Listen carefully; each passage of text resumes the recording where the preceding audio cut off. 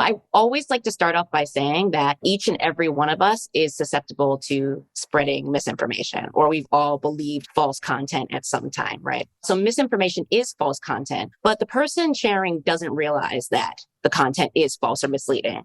I can give a few examples of this. Many posts that were shared earlier in the pandemic revolving around certain groups' susceptibility to COVID-19 were shared, but those were shared in order to help oneself or help loved ones. Pre-vaccine distribution, we saw pages and groups on social media, which were overloaded with false information about cures and remedies or distrust and misinformation about the vaccine, which can also be disinfo, but I'll get to that a bit later. But often we share things in order to help rather than to hurt. There was a plethora of misinformation surrounding the voting process, particularly where voters can register, deadlines for voting by mail, etc. And all of these can also be examples of misinformation. Now, disinformation, on the other hand, is content that is intentionally false and designed to cause harm within communities. It's spread to make money, for political gain, or simply to cause chaos. The biggest example that I can give of disinformation currently is the big lie, or that the 2020 election was somehow stolen. This proliferated most notably in groups on Facebook, but also in all aspects of the social web.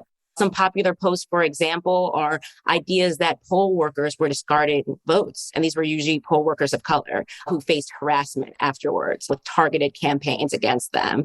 Also, that certain election officials were in some kind of cahoots in order to steal the election. And this resulted in real world violence that left social media and went out into the streets. And we saw this on January 6th. And we are still dealing with the repercussions of this to this day, as witnessed in the ongoing testimonies given at the January 6th committee hearings. So one very important thing to note is that often when disinformation is shared, it turns into misinformation. You know how groups legitimately believing the narratives that have been spun by many bad actors and taking that into their own world. So for instance, a beloved family member saying something false at a holiday party does not mean they intended to cause that harm, but someone else did. We've all heard of the term fake news and how it's since become a no-no to describe what we see as mis or disinformation. But disinformation has become a buzzword within itself. Many are now asking, is disinformation just code for news or things we don't like or things we don't agree with? And so we've been struggling with these terms for years. And the reason we continue to struggle with these terms is because it's about more than specific pieces of granular information. It's about our entire information ecosystem, which is polluted. So to understand the current information ecosystem, we need to break it down into three elements: the different types of content that are being created and shared, the motivations of who creates this content, and then the way this content is being disseminated, most notably on social media, but we also have TV, Fox News, and the radio.